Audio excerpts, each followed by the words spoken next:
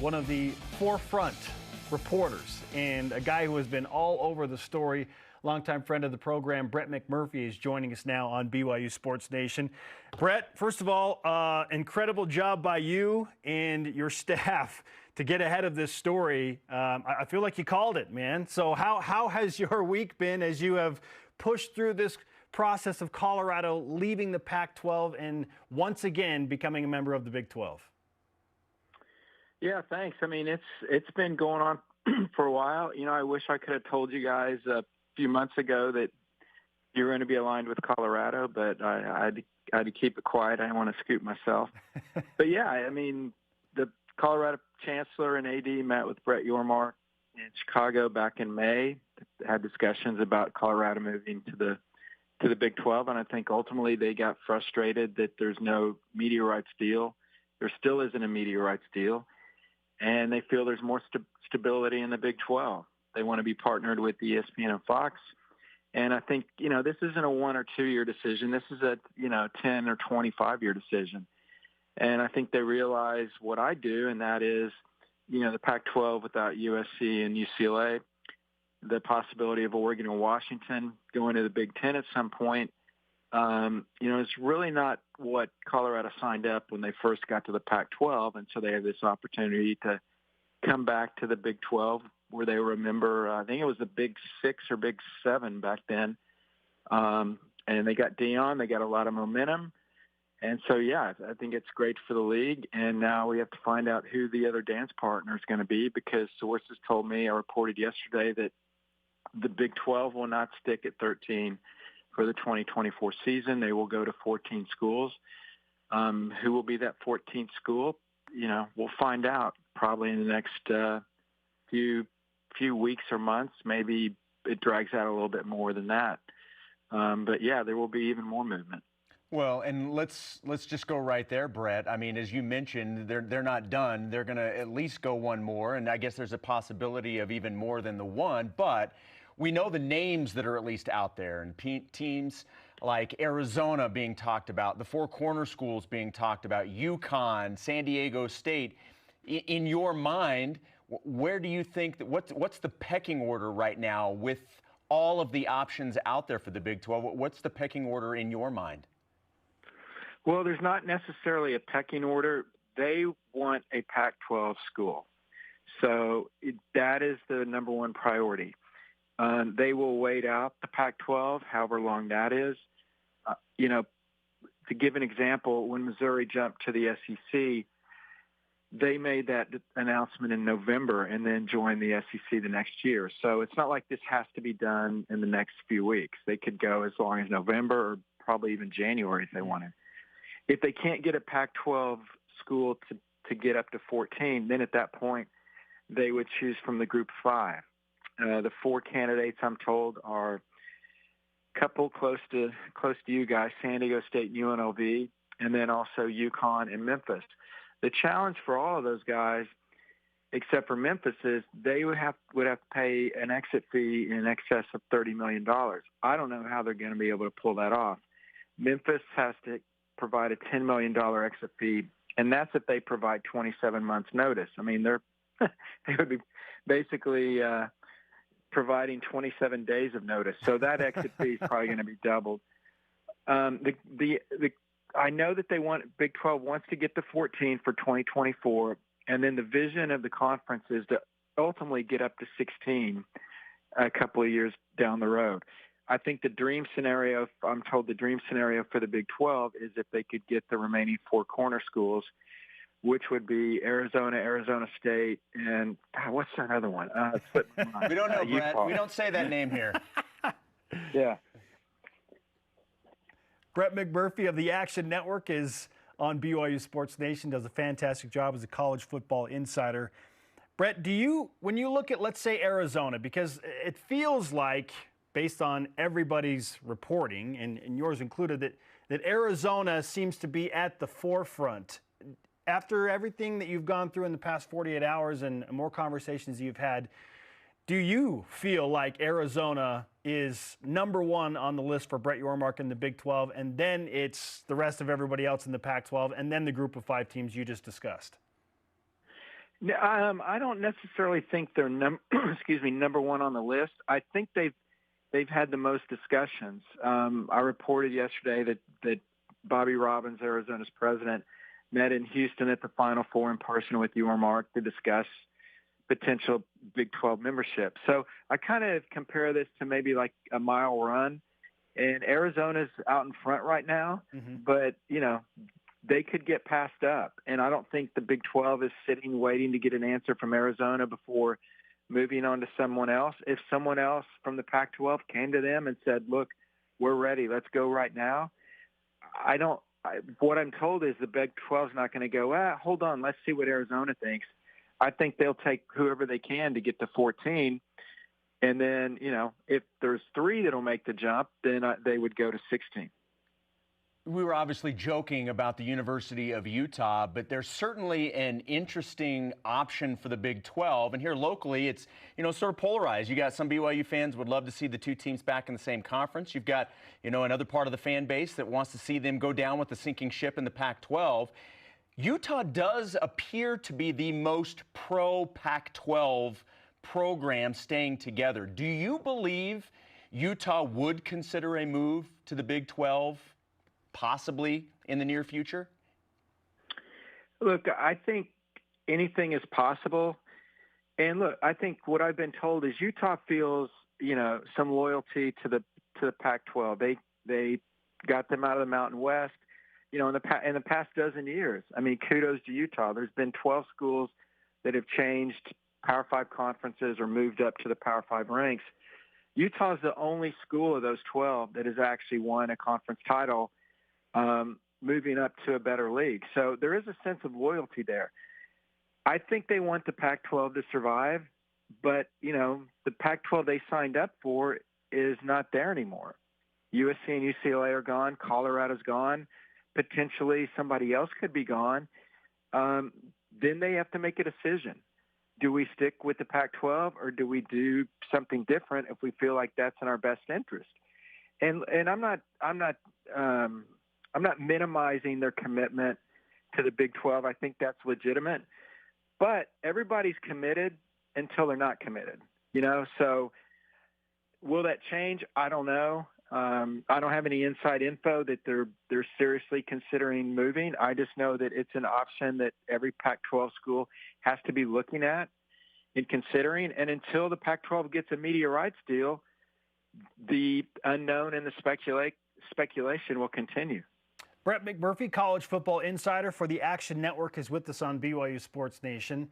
With Colorado's move to the Big 12 and now the Pac-12 at 9 teams from 2024 on and moving forward, there are many who feel like this is the start of the end for the Pac-12.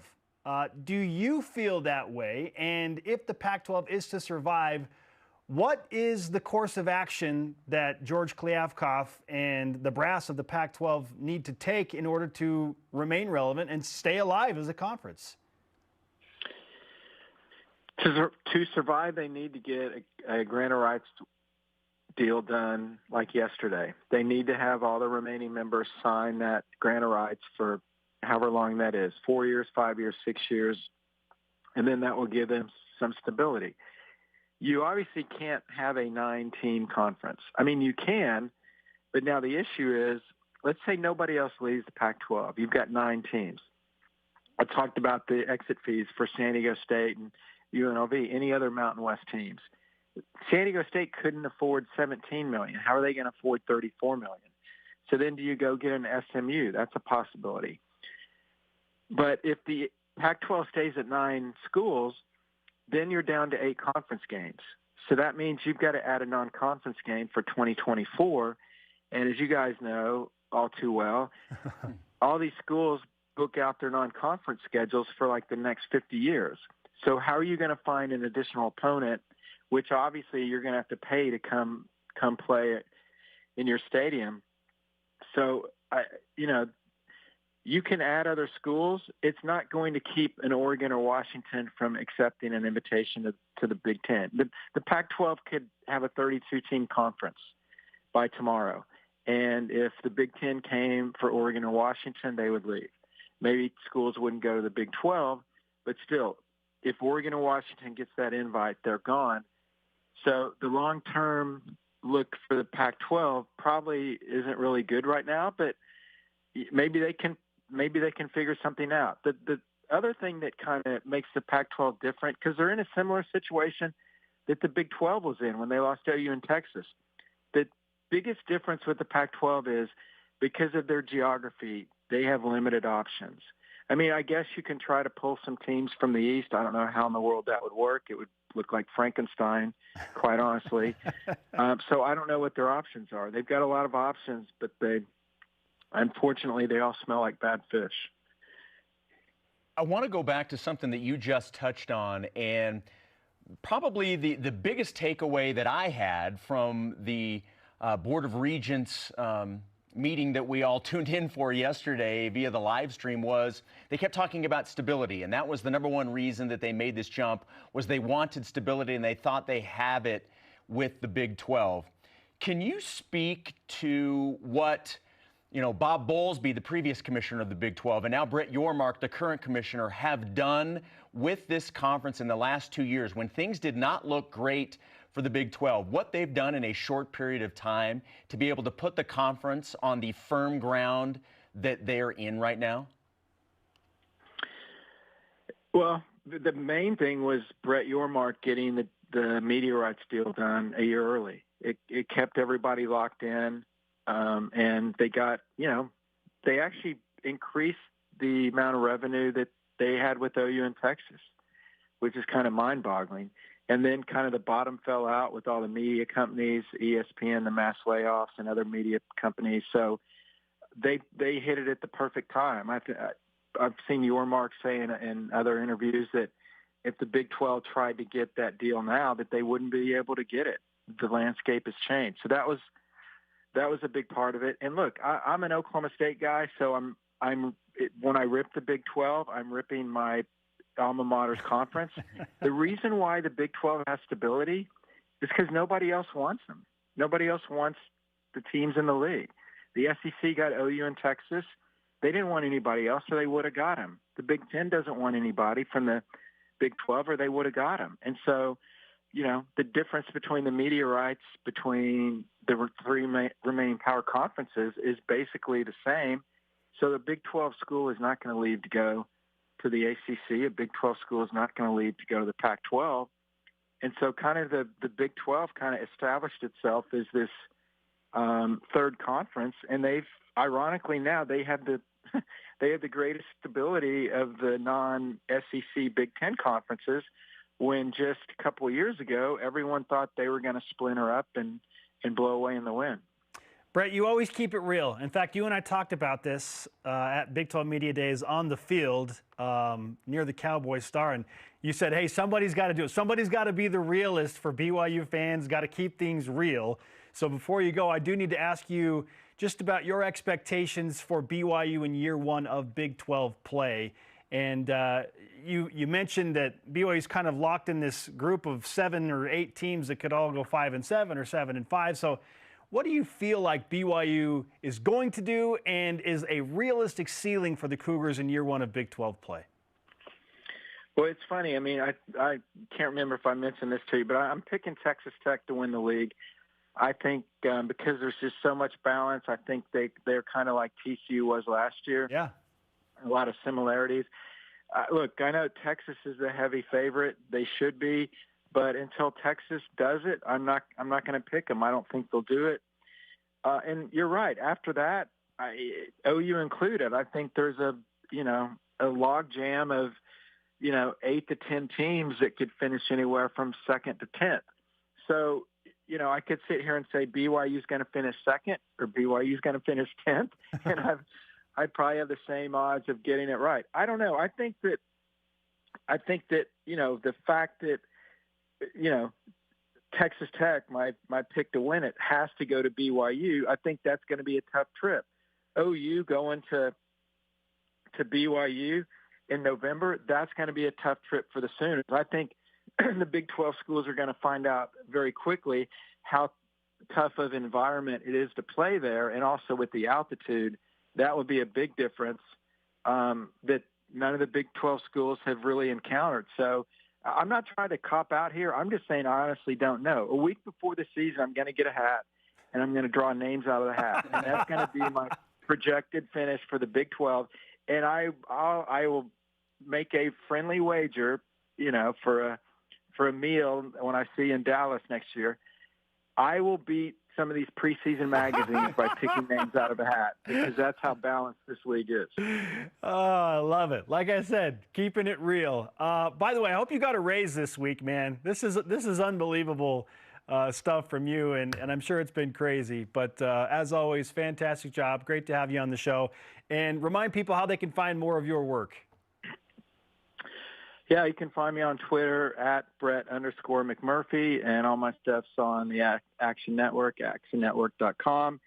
And just wanted to give a quick shout out to BYU AD Tom Holmoe. I got to see him in Dallas, and I know that now that he's in a conference, he has the easiest job of any AD in the country. He doesn't have any games to schedule anymore, so he's probably not listening to this because he's probably vacationing in the south of France. So if you guys see him in the next 3 or 4 months, please give him my regards. You got it. We'll do that. We'll make sure this is clipped off and he hears it and sees it. Brett, thanks for the time. Great to talk to you. Thanks, Brett. Anytime, guys. Thank you.